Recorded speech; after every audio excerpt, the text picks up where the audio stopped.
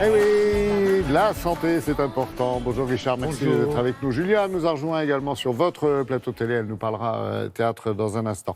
On va parler des secrets de famille, Richard, parce qu'il est important de les déterrer, et c'est le cas de le dire, je veux dire, pour notre bien-être, pour notre santé morale, tout Absolument, simplement. et c'est vraiment un sujet très concernant. La majorité des familles ont des non-dits, des secrets de Oh là là, famille, et qui peuvent avoir. je suis sûr que ça parle à tout le monde, là, ce que vous êtes en Absolument, train de dire. ça, Ouais. j'en suis convaincu. Et c'est des secrets, des non-dits qui peuvent avoir des conséquences sur l'enfant Oui. et aussi sur l'adulte, Oui. sur un peu sa santé Comportement, mentale le d'une certaine comportement, façon. ouais. Absolument. Et à l'heure où on parle, vous savez, de transparence, il faut dire les choses, il faut parler, eh bien certains psychologues disent attention, il faut le dire certes, mais avec méthode, Ouais, faut y aller doucement, quand selon même. qu'on s'adresse à telle ou telle personne, selon le type du secret féminin. En tout cas, c'est le message que nous livre Yvonne Poncé-Bonissol, qui est psychologue, que nous avons rencontré pour savoir un peu comment le dire. C'est ça la question centrale. Et on en a profité pour interviewer, pour rencontrer deux personnes qui ont, si j'ose dire, été victimes de secrets de famille. Et lorsqu'elles ont appris ça, elles se sont d'une certaine façon libérées. Je vous propose tout de suite d'écouter leur témoignage.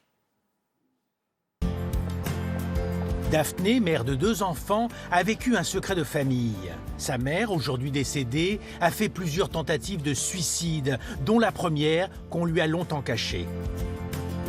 Lorsque j'ai appris que ma maman avait fait une tentative de suicide, étonnamment, j'ai été soulagée en fait. Ça a mis un terme à beaucoup de mes questions. J'ai compris pourquoi on ne faisait rien le week-end, pourquoi est-ce qu'elle passait des heures allongée dans son lit, pourquoi je m'ennuyais. Une chose est sûre, c'est que mes enfants connaîtront la vérité. Je veux casser justement ce fil de mensonges que j'ai eu moi depuis le début et je leur dirai la vérité, c'est une évidence. Pour cette psychologue, il ne faut pas négliger les secrets de famille dans l'évolution et la construction de l'enfant, qui est l'adulte de demain. Il faut dire le secret de famille très tôt quand il s'agit de l'origine de l'enfant, c'est-à-dire fécondation in vitro, adoption, don d'ovocytes, don de spermatozoïdes. Ce secret est constitutif de l'identité de l'enfant. En revanche, d'autres secrets plus traumatiques qui concernent finalement une malédiction, qui concerne un suicide d'un grand-parent, une maladie d'une maman ou d'un parent, tout ça, ça peut se dire, mais pas à n'importe quel moment. Et surtout pas le dire d'une manière violente, comme un règlement de compte, du style, mais de toute façon, tu vois comment tu es, c'est parce que ta mère était comme ci ou ton père était comme ça. Romain a fait un travail personnel pour mieux vivre avec son secret de famille. Mes parents m'ont caché l'alcoolisme de mon père quand j'étais jeune adolescent. Et ça a beaucoup retenti sur, justement sur ma vie après et sur celle de mon frère. J'ai eu tendance, lorsque ça n'allait pas, à reproduire un petit peu ce schéma.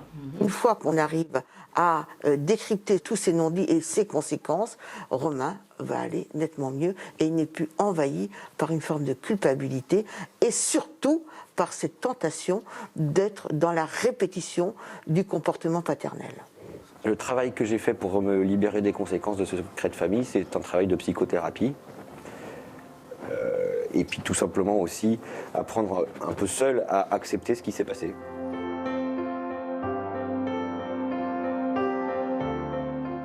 Enfin, bonjour les dommages collatéraux quand même, Oui, hein, de bien sûr, temps en bien sûr. temps. Hein. Mais le seul fait d'en parler, d'essayer d'exprimer, de verbaliser, c'est déjà d'une certaine façon quelque chose qui est en partie Pas réglé. n'importe quand, Oui, pas absolument. n'importe qui, pas n'importe comment. Absolument.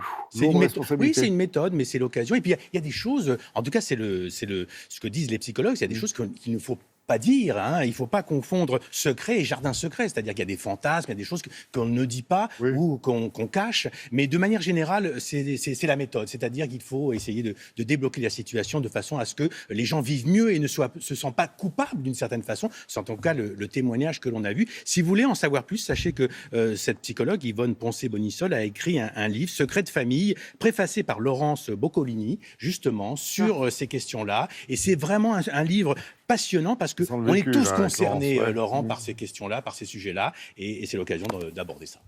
Voilà, et à ne pas mettre entre toutes les mains et entre toutes les oreilles non plus. Et il faut choisir son moment, j'imagine. Merci beaucoup pour ces précieux conseils, mon cher Richard.